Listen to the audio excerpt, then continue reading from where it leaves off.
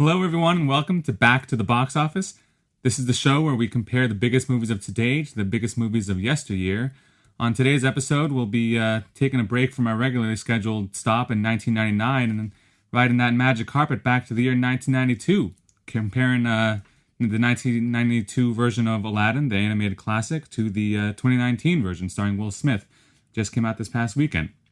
My name is Danny. As usual, I'm joined today by Marcus.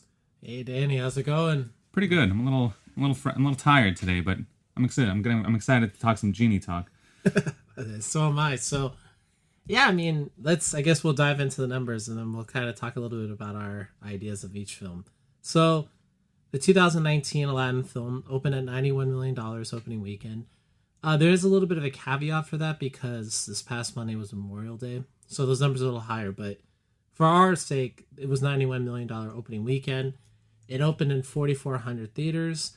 It had a budget of $183 million. And as of this moment right now, it has a worldwide gross of $267 million. Can I stop for a second? Yeah. The $91 million, is that for the 3-day weekend or including Monday? Oh, that's not including Monday. It's not including Monday. So that was just Thursday night release, Friday, Saturday. Okay, yeah, Sunday. The estimates I saw on Sunday were I think it was 85. Yeah, so it did a little better than that. That's pretty good. Yeah, I was surprised by that too because I thought at one point it was tracking for like 70. So yeah, that was the 2019 numbers. So the 92 numbers, and this is where things get a little interesting. So Aladdin 92, it opened at $19 million. This is back in November of 92. And it actually didn't open number one in the box office. It actually it was its sixth weekend, for it to become number one in the box office. And after that point forward, it kind of continues to remain first and second in box office. Let's see. Aladdin opened at 1,100 theaters originally, and then eventually it opened to 2,300 theaters. So it actually picked up theaters as it went along. And domestically, its total was $217 million that it made, and worldwide it was $504 million. And again, the bulk of that money was made in 93, but it opened in 92. So yeah, I guess we can get into a little bit. So I guess what are some of the numbers that you think that really stand out in comparison to the two Aladdins? Well, if I'm looking at Aladdin, the first weekend it was technically in theaters was November 13th. It shows like the week of the 13th of November 1992, but it was only in 2 theaters, so it was probably like a specialized opening in LA and New York or something. The next weekend is when it rolled out to 1,100, and it opened at number 6.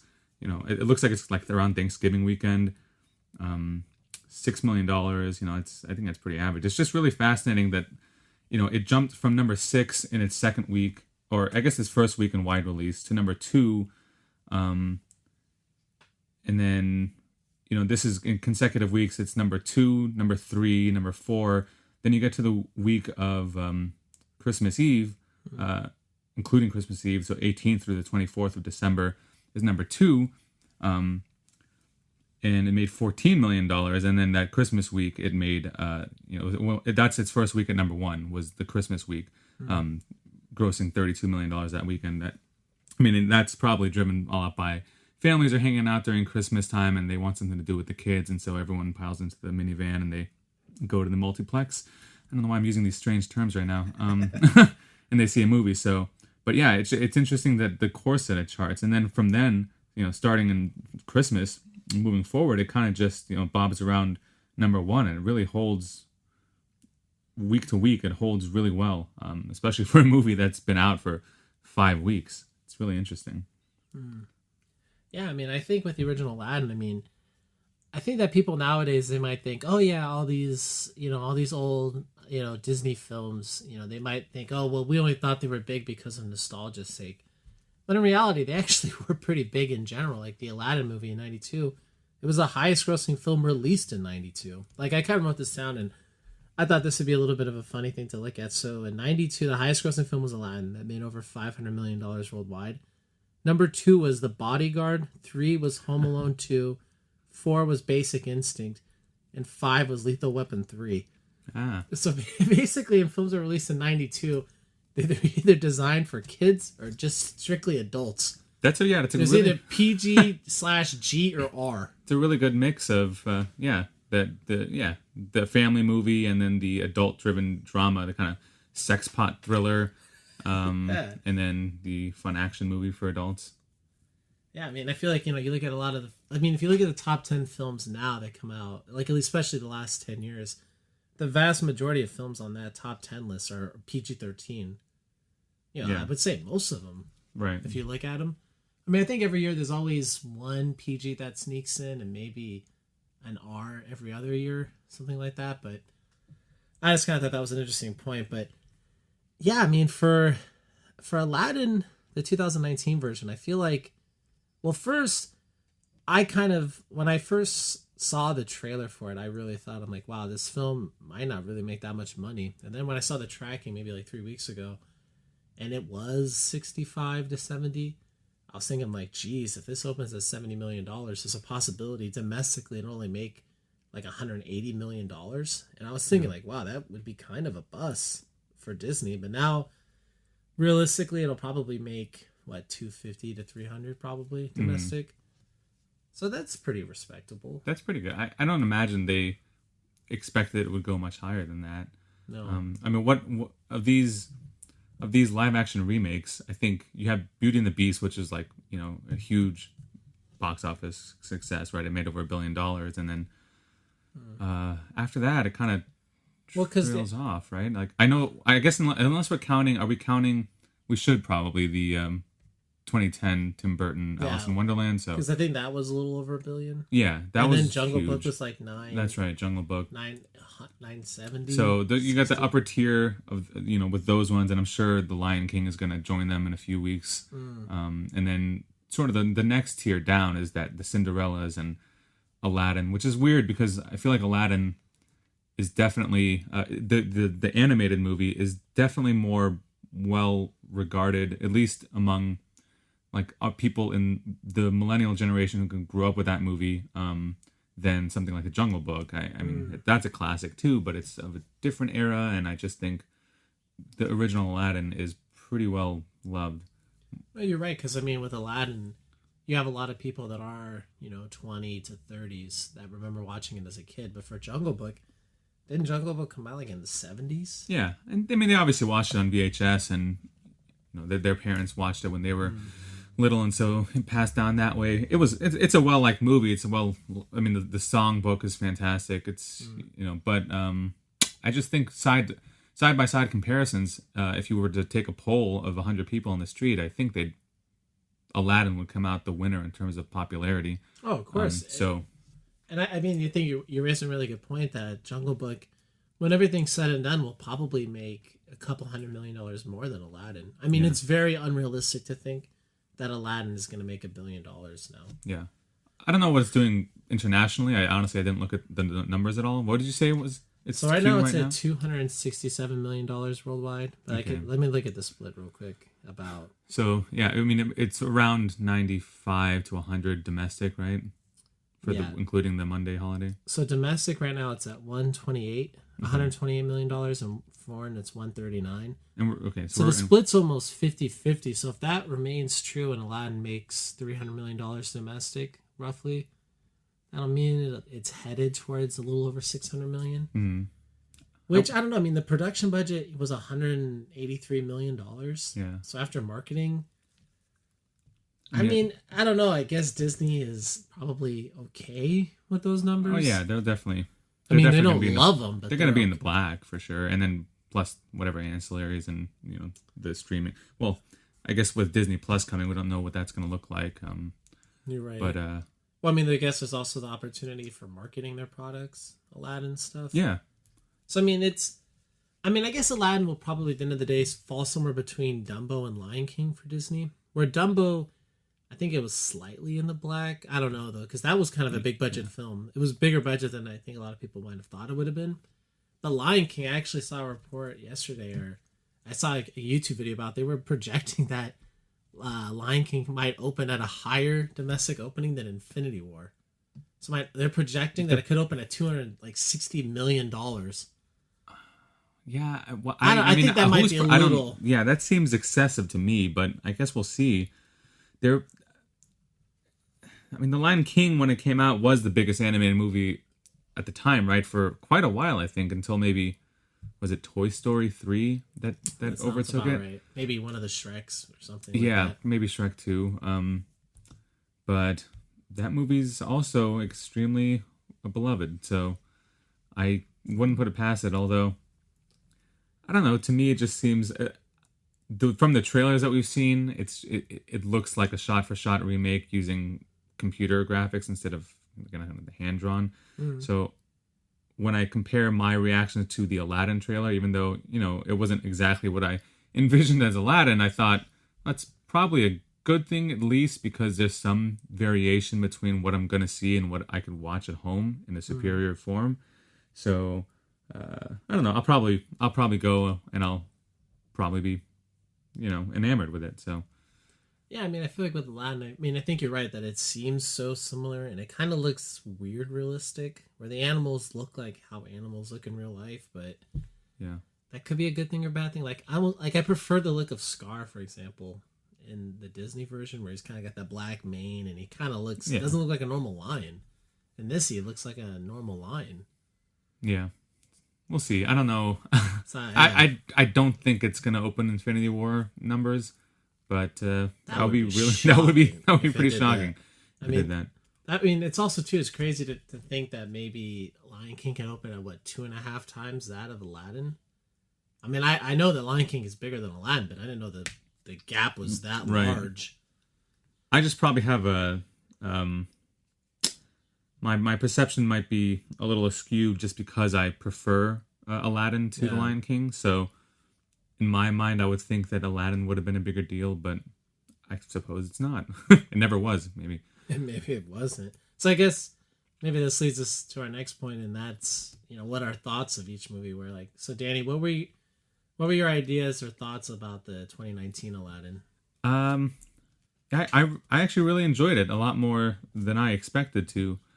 There's always the question when these Disney remakes are coming out of what is the purpose other than the play on nostalgia and a money grab, which it is those things, but there's also, I think there's some merit to updating a classic story like that. It's not like Aladdin was an original tale, none of them are, and so just having a different filmmaker's vision of what that is, and to see it in live action is very colorful. I think a multi-ethnic cast. It was a lot better than I thought, and I think a lot of it's predicated on what your perception is of Will Smith's performance as the genie, because obviously that's the iconic role, and that's the thing that makes the original so beloved, is Robin Williams' incredible turn in that. And I think if you like what Will Smith is doing, then you're gonna like this movie. And if you absolutely hate it and you are just constantly comparing it to the original, you're probably gonna be let down. I 100% agree with you that if you go into this movie and you're only comparing it to the 92 version, you are going to be let down because Robin Williams is a better genie. I feel like the atmosphere is better in the 92 version. Just, the whole scenes and everything. I just feel like it looks nicer. I like watching it more. But yeah, I agree with you. I feel like the 2019 version, I went into it being very pessimistic. I was like, especially after the first trailer they showed Will Smith. Yeah. I was like, this looks so stupid. Like, Will Smith looks weird. I didn't like the CG. He looked really ugly in the first trailer. And after watching it, I actually really enjoyed it. I feel like the first half hour was kind of a slog, but yeah, I really enjoyed it. And I feel like, the new additions, especially, I feel like The Handmaiden, that's probably the most prominent addition, probably. Yeah, I think I think two things. It's the introduction of the Handmaiden and like the genie's, I guess spoilers for anyone who hasn't seen the movie, but genie's desirous nature. He has sort of like love interest, right? He desires carnal pleasures. Well, he's not like a weirdo in the movie. Well, I'm gonna frame it like he is, because it is a little strange for a genie. He's not human, but he becomes human. I guess that's not something that happens in the original Aladdin. Genie just wants to be free. He doesn't want to be chained to the duties of the lamp. In the 2019 version, Aladdin specifically says he wants to be human, as if humans are free. not get into that philosophical quagmire. But yeah, I think there's that, and then there's also the matter of Jasmine's whole ambition, because I think in the original, what she ultimately wanted was to be able to marry for love rather than to do it obligation. for the obligation of choosing a sultan. And you don't have that here. What she wants is to be sultan and to be taken as a serious candidate, because she has lived among the people, and she is the right candidate for it, but because of The sentiments of that time right period, because of the politics of the day, that's not really an option. And so that's kind of her goal. And those are the two things that I think are the biggest changes, and they kind of both work for me. It makes sense. Jasmine certainly is a far more fledged out character this time around. Like in the 92 version, I was kind of thought, even though I really love the 92 version, I mean, that's probably one of my favorite films of all time. I feel like Jasmine she kind of exuded, hey, I'm a spoiled rich girl kind of attitude, which was totally fine because, she's a princess. Because she's a spoiled rich girl. Yeah, and the film's only an hour and 30 minutes, so, you kind of have to compress things so, people can be less three-dimensional. But in this movie, she definitely was more, empathetic. She cared more about the people. She definitely had more of that kind of drive in her. So I actually liked her character more. I will say one character, though, that I feel like was a little bit lost between the two versions is Iago. Because, I mean, we actually watched Aladdin the other day, the 92 version together, and I forgot how much Iago does.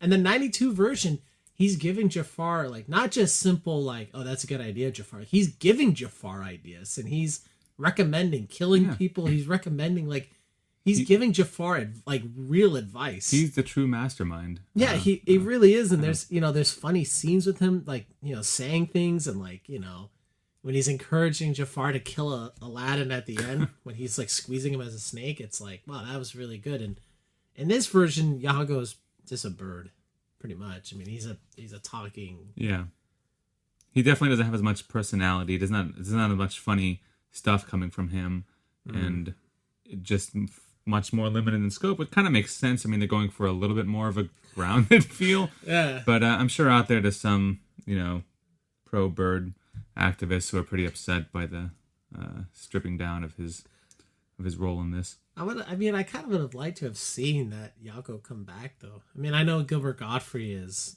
I forgot what exactly he did, but I know he's out of acting essentially. I would have liked to have seen him come back, though. I think that could have been funny. It definitely, it couldn't have hurt. I mean, it would have injected a certain amount of humor that those scenes were lacking. But I don't know if this Jafar. We should talk about Jafar. Yeah. I don't know if this Jafar would have really played well off them. I mean, he was the biggest issue that I had in terms of, comparing cast. It. Yeah, comparing the. I loved. I don't remember the actors' names. I know Naomi Scott is Jasmine. I don't remember the actor who played Aladdin. I should look that up so we can reference his name. But I really thought they were great casting. Aladdin was extremely likable. Really was, actually. The voices were good. I loved both of them, and I enjoyed watching them on screen. Jafar was the one who had a little issue warming up to, just because he is so different from the animated version. He's much younger. Jafar's supposed to be, the notion of being with him just on a physical level, just purely aesthetically is going to be revolting to Jasmine in the original, because as the Sultan says, in the original, you're so old. He breaks the spell. Yeah, I mean, even the power of his, snake cane or whatever that is, his staff, can't deny that fact from existing. But yeah, in this one, I mean, I could see that being a little odd on screen. Like, initially I thought, oh, maybe like a Ben Kingsley type, someone at that age range would have been a more appropriate casting for Jafar. But then it would have been really awkward to see a Ben Kingsley played against Naomi Scott. Because he's like 50 years old. Yeah, and I don't know if he's 50 years old. Maybe. I mean, he might be like, how old's Ben Kingsley? Maybe in his 60s? Yeah, well, I know Naomi Scott, because I looked her up. She's 26. Okay, so I don't know if Ben Kingsley. But I get what you're totally saying. I just think it would have been a little awkward to see. So after watching it and seeing kind of where they were taking this in how it distanced itself from the original, I could see why they made the choice that they made casting wise. Ben Kingsley's 75. Wow, so he is He's almost 49 years older than her. So you know who I couldn't believe that I feel like, because Guy Ritchie, he directed Aladdin, right? And like the person that I feel like is so strange that they didn't have B. Jafar, and I know we talked about this the other night, I kind of forgot about this, but I really would have thought Guy Ritchie would have cast Mark Strong. Well, I just think because doesn't he feel like he could have fit that role? Like, yeah, I feel like but all of Mark Strong's roles now, he's the bad guy. I feel like every role I think of him now, he's like a bad guy. And like, yeah.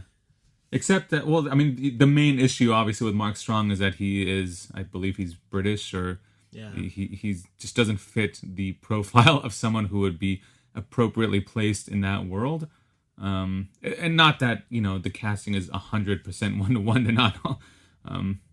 Not like, yeah. But it would have been, I think, a little bit odd to have him. I did think, I told you this after I saw the movie, like for the first 40 minutes of the movie, I really thought that the Sultan was Mark Strong. Because that actor, he's a Persian actor actually, and I recognized him afterwards from Homeland, but he just looked like Mark Strong. They had the similar nose shape, they have similar kind of eyes. So with the beard and the costuming, I was like, did they cast Mark Strong as the Sultan? I just can't believe Mark Strong isn't in the movie. I can't believe Mark Strong nor Jason Statham are in this movie, and those are like Guy Ritchie's guys. Ritchie mainstays, yeah. Especially Jason Statham. I feel like he's been in like 3 of his movies. I guess Jason Statham could have been the prince, the other prince from the other. Oh yeah, the goofy guy. Yeah, that would have totally changed that prince. Well, he would have been a lot more dashing, I think. It would have been more dashing, goofy, and probably more violent. Yeah, it would have had to be a scene with him fighting something. Maybe it would be fun to see Jason Statham though take a. I mean, he's comedic sometimes in his most of the times. I mean, he's not being serious in his violence, but especially like you watch a film like The Meg, he kind of says a lot of weird stuff. But what did you think of Guy Ritchie doing the movie? I mean, did it even feel like did you remember or consciously go into it thinking this is a Guy Ritchie movie? No, the only thing that brought me back to the fact that it was Guy Ritchie were the slow motion shots. There's a few of them through the movie, and I know Guy Ritchie has that type of like he likes that scene in his scenes in his films. But other than that, no, I don't really know where that casting came from. But I think it largely worked out. I didn't have any issues with the way the movie was shot or just the general. It was very colorful. Like I said, I think it was the choreography scenes were well done. I mean, it's weird to me. Out of the 3 big Disney adaptations came out this year already. We had Dumbo, Aladdin, and Lion King. And I feel like all 3 of those films, we had Tim Burton, Guy Ritchie, and Jon Favreau directing them. And I feel like Jon Favreau, out of the 3 of them, for a lot of his films, is the most generic director in a lot of ways. Like, I feel like Guy Ritchie and Tim Burton really have more styles compared to Jon Favreau. But I feel like in today's modern blockbuster age, I just feel like Jon Favreau being more bland is actually probably more beneficial to these movies. Like, Jungle Book really didn't have... I really felt like anybody could have probably made Jungle Book. Like, it had no particular feeling to it the same way that a Tim Burton Dumbo did. Yeah.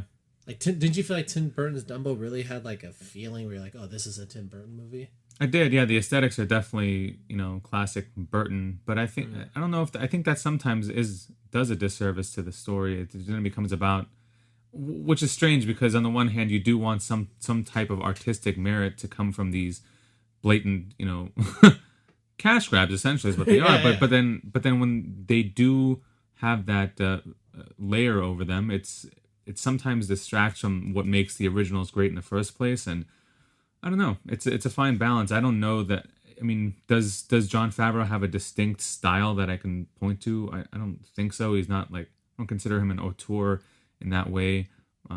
But he's an incredibly competent director, and he can take these stories and not screw them up, which I think is the easiest thing to do. Yeah, I think you're right. To screw them up, not to not screw them up. Yeah, I mean, I think you're right that he's proven himself. Definitely. I haven't seen every film he's ever directed, but I mean, he did fairly well with Iron Man 1. I really liked that. I thought Jungle Book was really good. Lion King looks pretty good. I can't remember every big budget thing he's done. I don't know if he did like Zathura, and I know he did Iron Man 2. But yeah, I mean, it's just interesting to me, like what you mentioned too for Lion King, that it looks like a shot-for-shot remake, and it's the least creative, but it's also headed towards the biggest. I mean, it might make more money its opening weekend than Dumbo made in its entire run. But I think we see that time and again with these kind of whether you want to call they're remakes or they're reimaginations or reboots, however you want to characterize them. They the farther away they stray from the source material, I think the less they do at the box office. Like I'm thinking, not necessarily a great comparison, but when Star Wars Episode 7 came out, it was people saying it's pretty much just the first one, but sort of reimagined for 2017, whenever it came out, or 2015. Yeah. But then you get Episode 8, and it is different.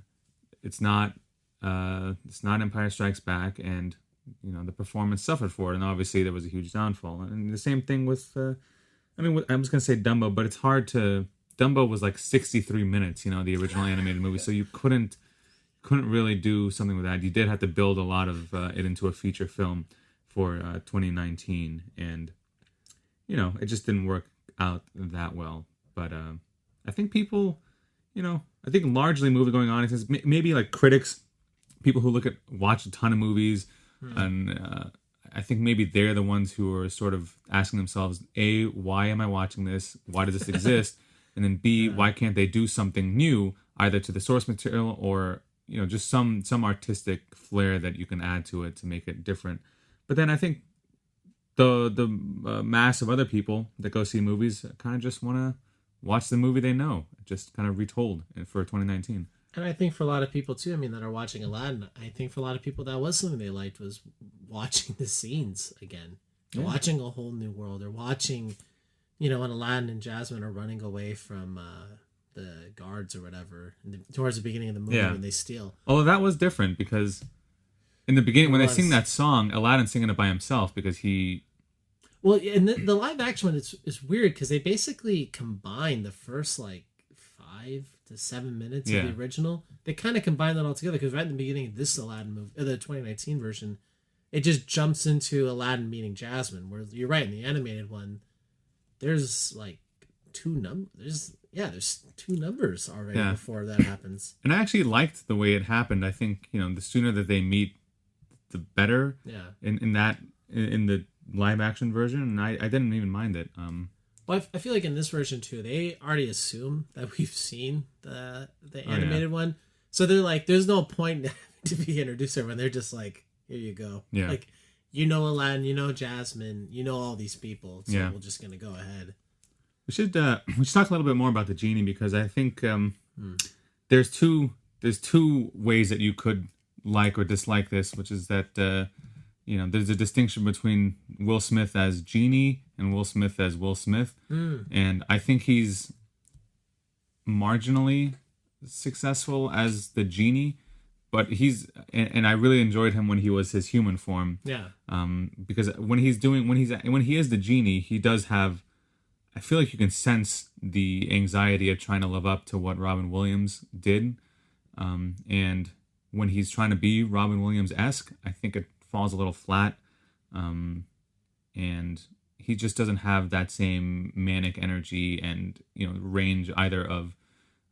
Voices or in song, he just is lacking in certain areas that Robin Williams completely excelled at that really made that character. So, yeah, what did you think about that? No, I think you raised a really good point. After you watch Aladdin, the new one, and you texted me, you're like, oh, this is Hitch too. Yeah. I can totally see what you're saying because you're right. Like when he's the genie in the blue form, he's fine. But yeah, when he's in his Will Smith body, or whatever, when he's not in the blue version, and he's with Aladdin, there's the scene where they're at that whatever banquet party. Like that really did feel like Hitch too. That felt like this is a buddy film, this is a buddy romantic film where this cooler guy's helping another guy get the girl, and I like that. And I like kind of the kind of weird, kind of slightly off center, but also I really like the love interest between the handmaiden and Will Smith. I feel like that also kind of reminded me of Hitch a little bit too, because he's the guy that's helping out. It was completely, and I like that. But when he's blue, it really did feel like, and when he does the you've never had a friend like me, I really felt like that and Prince Ali were nowhere near as good in this as they were in the '92 version, but. In the Prince Ali, there were parts where I kind of liked, I really liked the grandiosity of it. Like, in the fact that there was, like, all these real people, at least a lot of them looked real to me. They didn't look like CG people that were doing the musical number. And, they come up to the Sultan or whatever, and he's, like, kind of tapping a little bit. Like, I kind of like that whole thing.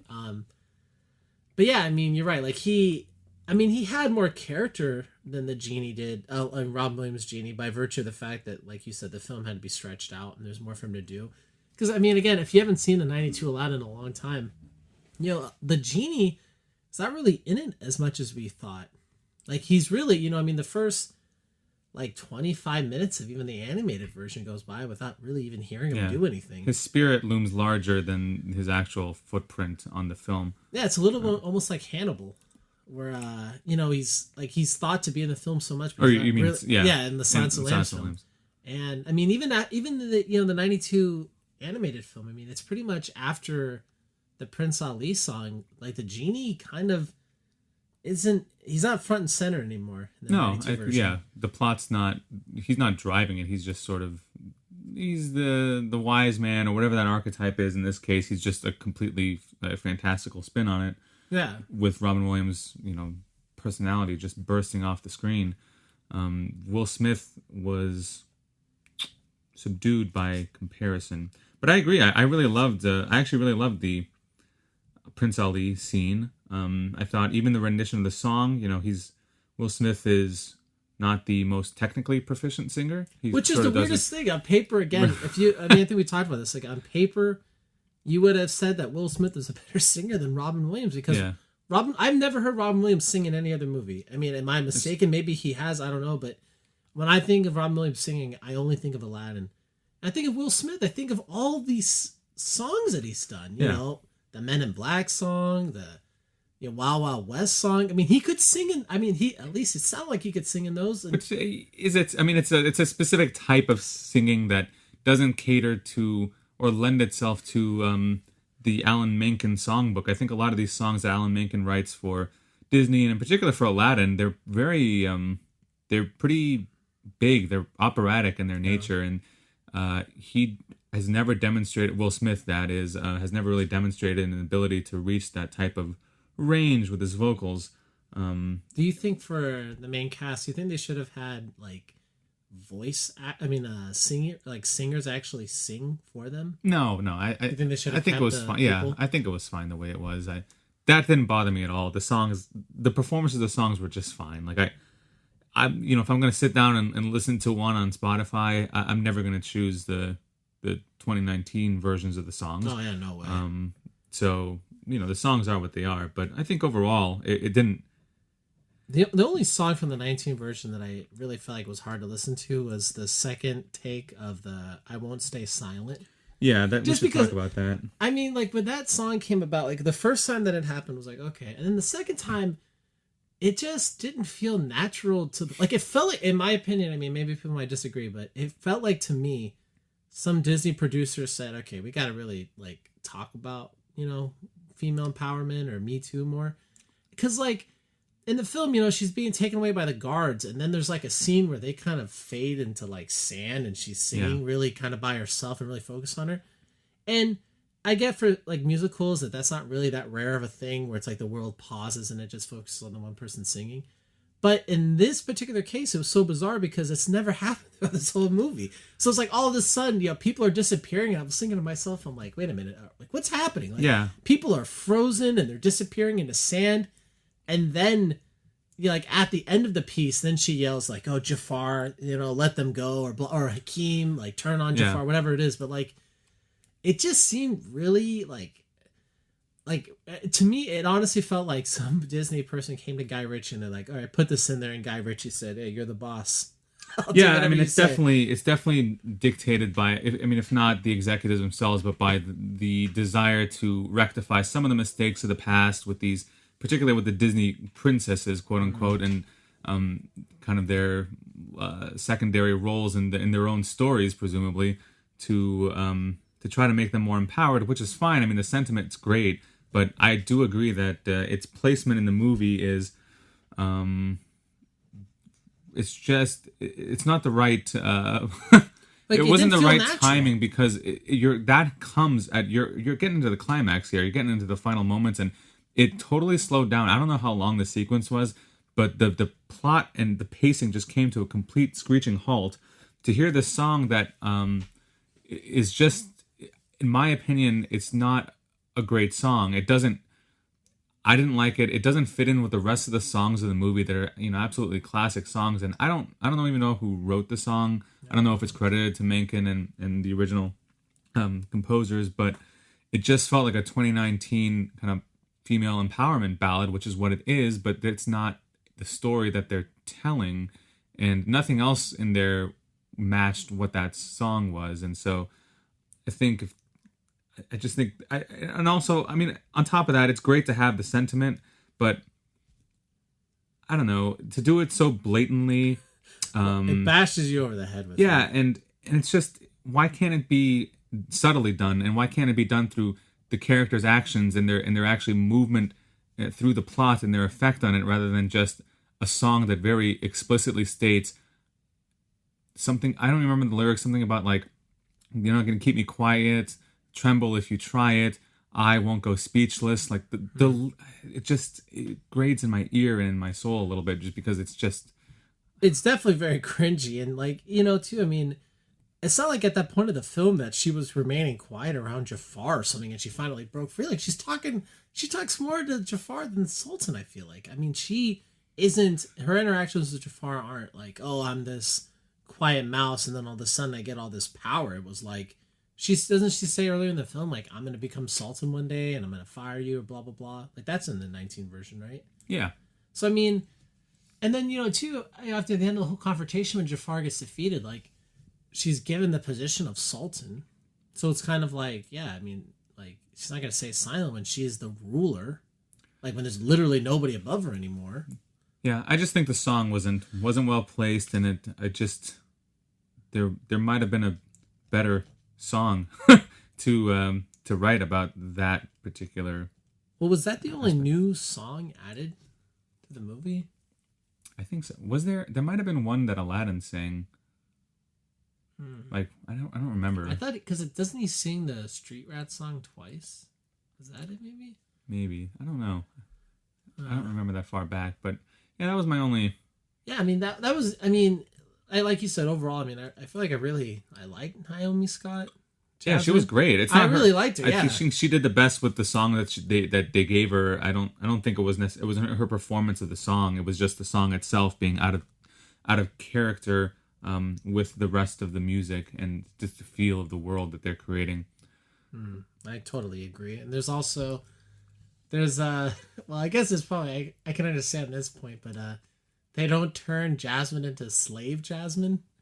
Which, at the end, I was thinking, I'm like, is that going to happen? And then they cut out the biggest things I feel like we're missing, or cut out from the last one in this film, was Jafar turning into the giant snake, and then also the sex slave girl Jasmine, which is probably for the best. That's definitely. It probably didn't even need to be in a kids' film, anyways. The original sex slave Jasmine thing. No, that did not need to be. I mean, that's what I was talking about with them trying to rectify some of the mistakes of their past. But number one, I don't think Disney is responsible for rectifying. The past is the past, and it's just, I think it's disingenuous to try to pretend like it didn't happen or try to erase it. Number two, I don't think that. Man, I lost my train of thought here because I've been just thinking of how ridiculous that snake looked. Oh yeah. Yeah, I don't know why that was in there in the first place. It is a little creepy to have in a kids movie, and I'm definitely glad they took it out. I'm also, though, at the same time glad that they didn't have the big snake and the. I mean, the big snake sounds really cool on paper. Yeah. But then in practice, I mean, I thought he looked pretty bad as Genie Jafar. When Jafar Genie happens, I don't like that. So we're probably for the best that we didn't get Jafar Snake. Yeah. Although I will say this Jafar actually was probably smarter in the sense of like, because you remember in the old Jafar 92, he wants to become the most powerful wizard. And the only thing he does with that in the fight is turn himself into a gigantic snake. This Jafar really did feel like, hey, I'm a really powerful dude and you can't stop me. What I thought was actually smart about this Jafar was that when he's suspicious of Ali, and he's as he is in the cartoon, but in this one he actually suspects that he might have gotten the lamp. I mean, I don't know why that never crossed Jafar in the cartoon. I don't know why that never crossed his mind that, hey, this guy went down there. He took the lamp clearly. No. Does he not somewhat look like him? Could it not be, where is this, a Babwa kingdom that I've never heard of? All of a sudden they got elephants riding down to the Sultan's palace. Like, it totally made sense and rang true that he would be suspicious of that. And then when he knocked him down into the, tied to the chair into the water as a test, like, that's brilliant because either way you're finding out what you want to know, or you're getting rid of the problem. So I really like that. And the 92 version was basically, again, if you haven't seen it in a long time, I mean, you watch it on whatever 4 nights ago, like literally Jafar just jumps Aladdin. He has the guards just grab Aladdin in the middle of the night, just says kill him. Yeah. For basically just hey, I don't want him. He didn't want the competition. Yeah, and it's just straight up, he's just gonna kill this foreign prince. Yeah. I mean, at least in this version, in the live action one, there is a little bit more depth. Yeah, there's more thought. I think this is actually him. Yeah. So that was good. One thing I wanted to ask you, so obviously the genie, Robin Williams' genie was, it did all these impressions, right? And I mean, I think we looked up before we recorded that Robin Williams did around 16 impressions or whatever for the first film. And in this one, I don't really remember Will Smith doing any impressions. Yeah. But I was going to see what your take is on if Will Smith was going to do impressions in this one, who are some people you would have liked him to have done impressions of? I think given that Will Smith doesn't do impressions, and I don't want to see him do a bad impression, I'm going to defer to your responses on this because I honestly don't think I would want to see any of them. I mean, I feel like if Robin Williams was alive today, like, they would have kept the impressions, right?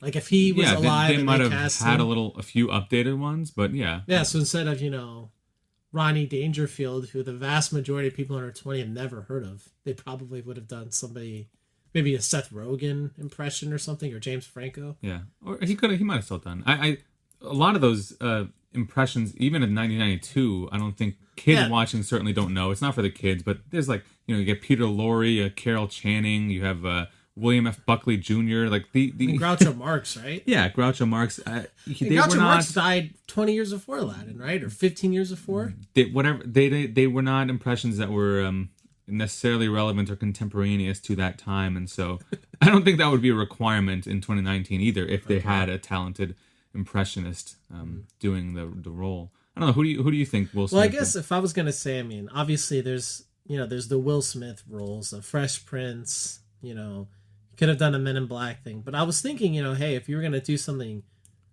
like popular today, I mean, I don't know if you could do the impression, but like maybe something like a Tony Stark. I don't know. I guess the problem, like you said, like he can't do impressions. Even if he could, I don't even know what Tony Stark would sound like. Yeah, I mean, I've never really heard a funny impression of Robert Downey Jr. I mean, I guess the only impression he could have done that might have been funny might have been a Carlton. Yeah, if there was some kind of Fresh Prince thing, I could see that. Maybe that could have been funny with Carlton. Because I feel like that with Robin Williams, I mean, again, from the 92 version, we're hit by like 5 impressions within 2 minutes. I mean, we're hit with so many impressions that like the movie in the 92 version, it basically takes, an 8-minute break from the film to just be the Robin Williams movie. I suspect a lot of that is not in the script, and it's just, hey, Robin's in the booth and he's going to do what he's going to do because that's who he was. So, because I mean, right off the bat, he's doing all these accents, and he's like, he's like, oh, what's your name? And he's like, Aladdin. He's like, Aladdin, or can I call you Al? Then he's doing a Scottish accent. How about Lottie, right? And he's like doing all this stuff, and it's like the whole film takes a break, basically from the plot to talk about, Robin Williams. But I don't know. I think having the impressions probably would have made the genie a little bit more enduring in this film, but I don't know. I mean, like you said, I've never really heard Will Smith do good impressions. Yeah, I guess it would have been his own movies. I think in the sense that it would be leaning into like Will Smith trying to do an impression of Robin Williams as the genie. Yeah. As I stated earlier, I think the movie is at its least successful when you get Will Smith trying to do Robin Williams. Yeah. And so if you were trying to fit the impressions and the voices in there, I think it would have just veered way off track in that wrong direction. Do you feel like Will Smith when he was Genie? I mean, this might be like a little bit small thing I noticed, but did it seem like Will Smith was like way bigger, physically bigger than every other actor in the movie? He seems so large compared to Taller? Yeah, I mean, I don't know how tall he is. I thought he was like 6'1", 6'2". He just felt like he was like huge compared to the Handmaiden, Jasmine, and Aladdin. He just seemed like he was like 8 inches taller than them. I don't know if they purposely made him look taller or if he really is that much taller. I don't, probably. I mean, it fits the story. He is an all-powerful genie. He should have a bigger presence than a street rat. Yeah. But did you notice that? Did it seem like he was way bigger? I mean, it didn't really. I mean, it didn't bother strike me. but- Okay. Yeah, I didn't really pay too much attention to that. Yeah, I don't know. I don't know about these impression ideas. Well, I guess. Well, you brought this idea up before we recorded, but this idea of like, so typically we'll do the cast swap of the different films, right? And obviously for this, you can't really do that because it's the same movie essentially. But I was thinking, or you brought this up about the idea of cast swapping Will Smith and Robin Star Williams. swap. Yeah. So, what would be some films that you'd like to see that Robin Williams starred in that Will Smith could have done, and vice versa? Yeah, so I think we just limit it to like three of their like biggest movies, maybe, and then go from there and see how it works. So, should we start with Robin Williams in some Will Smith roles? Yeah, sure. What's the first one? So, like you mentioned before we started, Robin Williams doing contemporary Will Smith films would like be kind of dumb. Like, so films like, oh my gosh, Collateral Beauty, 7 Pound. 7 Pound. What was that one? I want to call it Concessions, but that's not it. Concussion. Oh, yeah. that would have been a total. I mean, but Robin Williams would have just been an Eastern European guy instead of an African doctor. Well, it was a true story though, so it would have he would have had to play the maybe South would have been African South doctor. African, right? Man, that would have been. That would have made terrible. That movie even. That movie was so bland. I think we actually watched that one year on Christmas. Yeah, I mean, right? I didn't mind it, but it was okay. But I mean, remember a lot about it. When I think of Will Smith, I don't think of anything. We're going with classic. We're going with let's see. I mean, Men in Black probably to start, or Independence Day. So probably Men in Black is more like iconic Will Smith. So could you imagine? So Men in Black, when did the first one come out? Like 97, 96, something like that. Robin Williams from that era, like 96 Robin Williams. Yeah. I mean, he would have been. Is he? I wonder how old he is in relation to Tommy Lee Jones. I think he's probably nearly the same, maybe like 5 years younger. I just think it would have been funny for Tommy Lee Jones to call Robin Williams kid. Yeah, when they're so close in age, like you mentioned. I think that could have worked. I think I could see Robin Williams doing Men in Black in the Will Smith role. That would have been so unique, especially you put Rip Torn and I mean, just think about the scene. Like, think about when the scene in Men in Black when he first goes to the institution or whatever to take the test, and everyone's all serious in their big chairs, and he's like trying to write on the side of the chair, and he breaks his pencil, so he gets up and drags the table over, and I feel like that scene. There's no words, right? Which is not necessarily great for Robin Williams, but he's also, I think, an incredible physical comedian, and so the physical comedy could have brought there, and just like his explanation when he when he shoots all the people, like the girl with the little quantum physics book, and the guy hanging.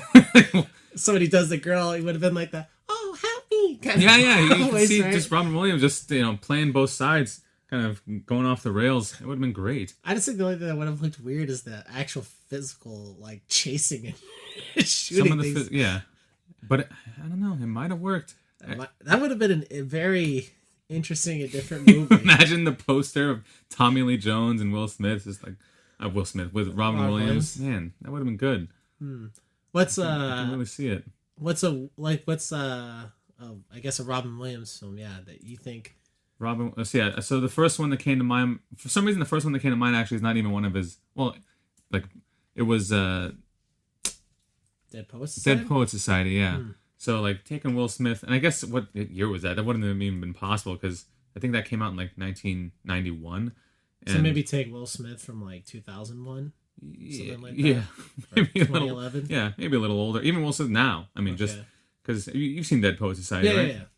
Yeah, it's he's so life affirming and vivacious and great with these kids. I could see Will Smith doing a version of that.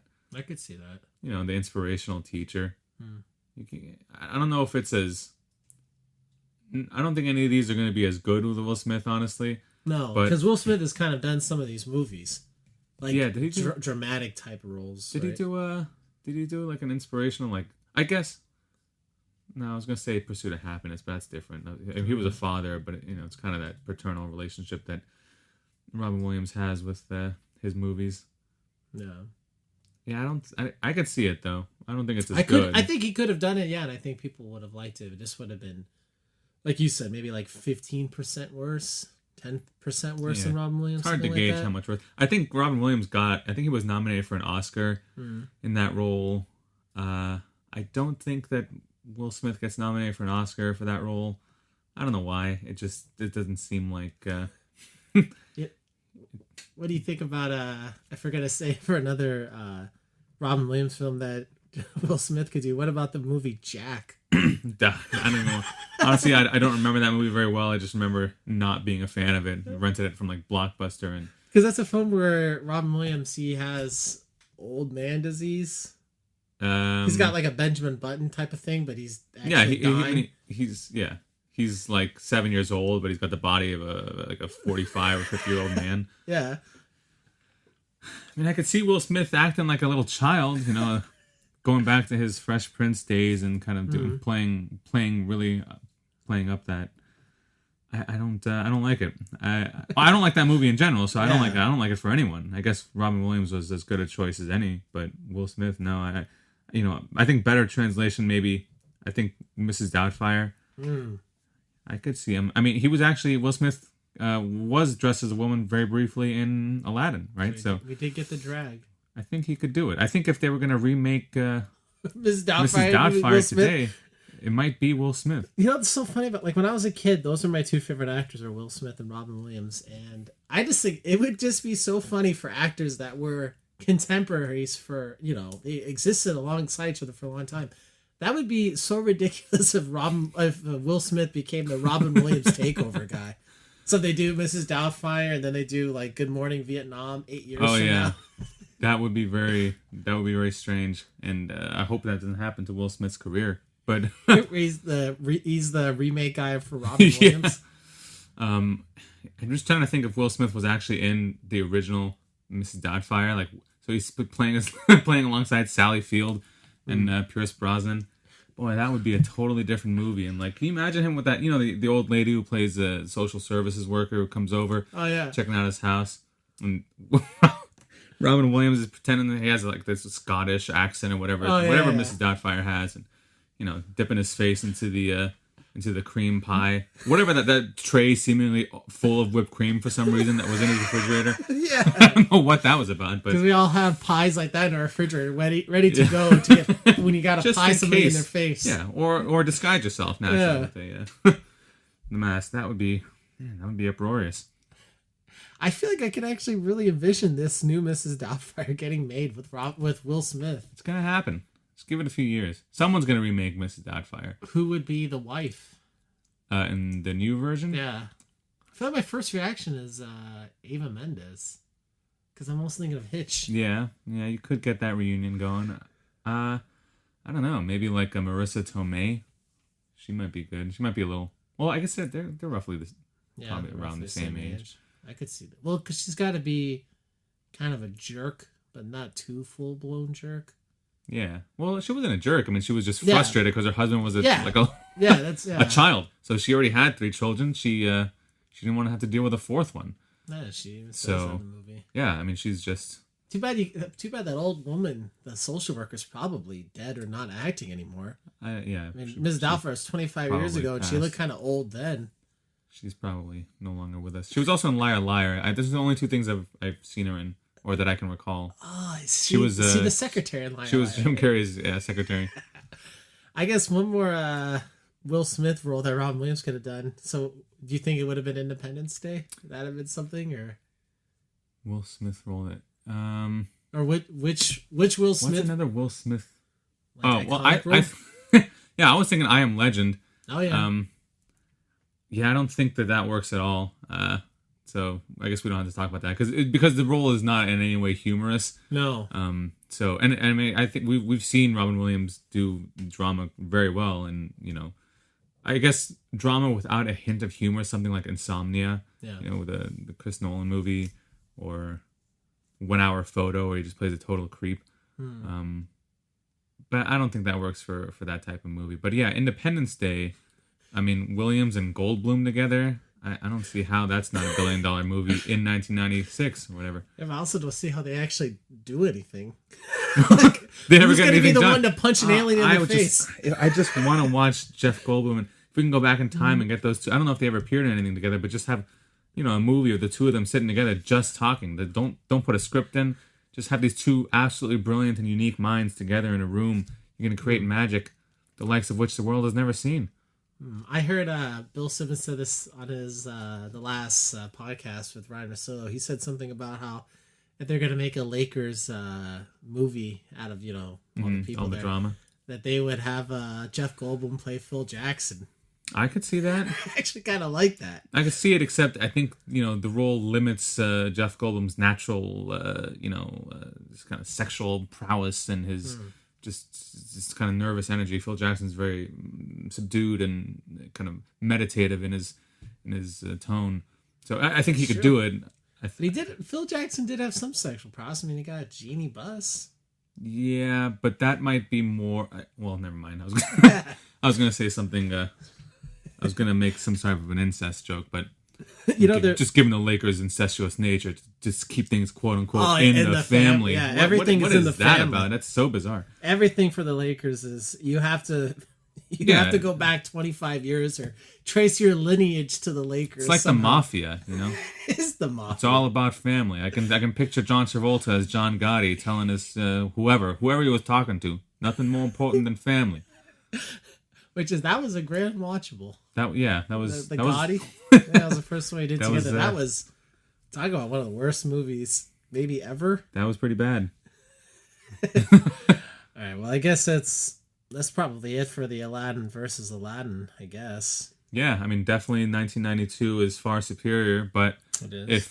If and when the Aladdin 2019 comes to Disney Plus, I might throw it on in the background while I'm doing something else. Yeah, I mean, I would like to see it a second time. I mean, I kind of still want to see Endgame for a second time. I know you watched it more than you've already watched it more I've than seen once. it 3 times. I mean, I'd like to see. I mean, I'm totally open to seeing Aladdin a second time. I mean, I thought it was a good, fun movie. I think it definitely overperformed than I thought it was going to. I thought it was going to be god awful. It ended up being pretty good overall. I mean, like you said, I'd watch it for free.